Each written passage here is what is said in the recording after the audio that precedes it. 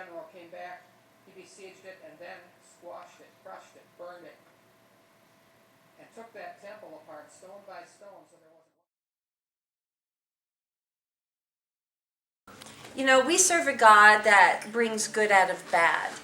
And we, with our finite minds, are never going to be able to understand infinite God, why he allowed the Holocaust, why he allowed 6 million Jews and others to perish.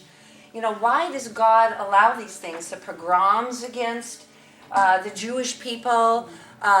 We know that God chose to have the Messiah come through the lineage of the Jew. And so the devil, Hasatan, has wanted to destroy the Jewish people. He's tried really hard, but he has never gotten the victory.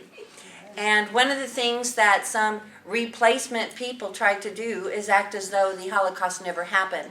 And thank God for people like Kessler and others that have spoken out to this atrocity that was done by man As you heard, to man. my name is Kessler, and I have the distinction of being both a child of a Holocaust survivor, and I am a survivor. I was born in Bucharest, Romania in March of 1940. I just celebrated my 70th birthday. Happy birthday. Mazel tov. Romania was a very interesting country. It took her over 60 years to finally admit that she was responsible for the murder between 280,000 and 380,000 Jews and 11,000 Gypsies or Romas. I owe my life to two very special people. One of them happens to be my mother of blessed memory, who was a very stubborn lady.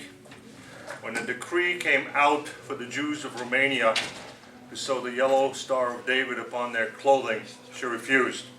She didn't sew it onto hers or onto mine. Well, it was a crime that was punishable by death. If the patrols would have stopped us, questioned us, and found out that we were Jewish, they most likely would have murdered me in front of our eyes and then murdered her. But we were fortunate in the fact that my mother did not look like the typical stereotype of what a Jew was supposed to look like. My mother had blonde hair and blue eyes. The other person I owe my life to fits to the category of what now we call a righteous Gentile. Georgiu Popescu was the superintendent of the apartment building where my parents lived in Romania. And when my father was arrested in December of 1942, he and my mother decided we should go into hiding. Romania did not have concentration camps, but she had a slave labor camp known as Transnistria. The people who were taken to Transnistria were not systematically murdered. They died of disease, malnutrition, and overwork. Now, in case you didn't notice, I'm fairly large. I'm 6'5", and these days I weigh more than I should. Well, my father was also a large man. He was 6'4", and he weighed 246 pounds when he was arrested. When he came back in August of 1945, he was still 6'4", but he weighed 132 pounds. They almost literally worked him to death.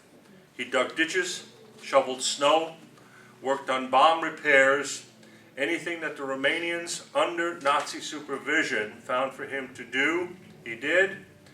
And for that, his reward was a bowl of watery soup a day and a piece of bread that was mainly made of sawdust.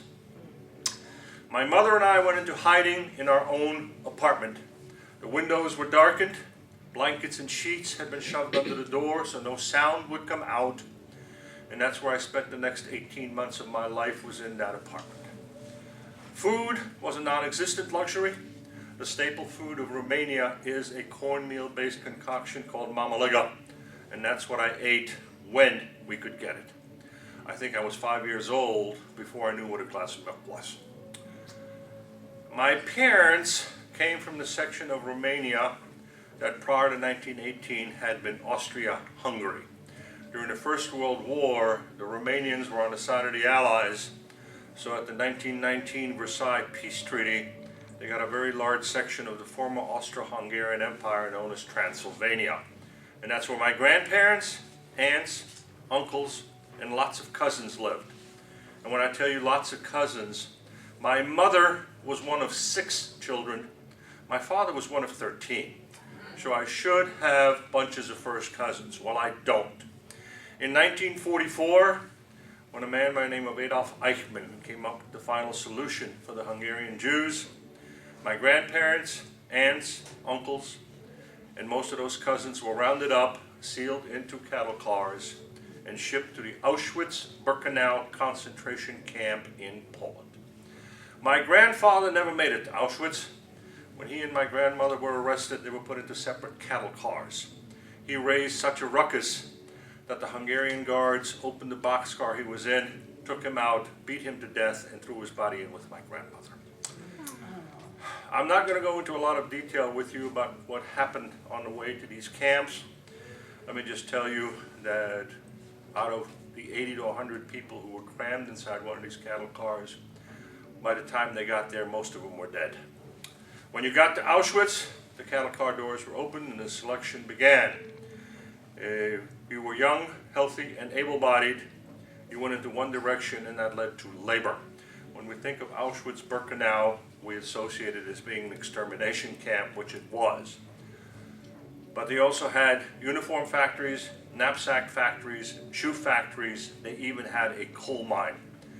So if you were selected for labor, it just meant a slower form of death. If you were an older person, a sickly person, or a mother with a young child, you went into a different direction, and that led to the gas chambers. There was a third line. The most notorious of the SS doctors who did the selection was a man by the name of Joseph Mengele. Dr. Mengele was obsessed with genetics. He wanted to see how he could produce multiple births in German women. So if you were a twin when you got off the train, or if you had any kind of an unusual deformity, you were taken to his laboratory and experimentation was conducted upon you. My great uncle, Professor Dr. Hermann Kessler of Budapest, Hungary, was one of the Jewish doctors who was forced to work with Dr. Mengele. When my uncle was well into his 80s, I sat with him in his apartment in Budapest and I tape recorded him. It was the days before those wonderful video cams, so we sat for over 36 hours and I taped him. He wanted the world to know what he had witnessed. The tape is at the United States Holocaust Memorial Museum in Washington. When I started to speak some 30-odd years ago, I always said that I lost over 80% of my family in these camps. Nice number. What does it mean? I really had no idea what 80% of my family was until my mother was down here visiting from New York, and HBO happened to be showing the Simon Wiesenthal story, The Murderous Amongst Us. Now, in case you don't recall who Simon Wiesenthal was, because we lost him in 2005, Simon Wiesenthal had survived 5 death camps. And at the end of the war, he made it his life's work to help track down escaped Nazi war criminals. He is credited with helping to track down Adolf Eichmann, the man I told you about before, in South America.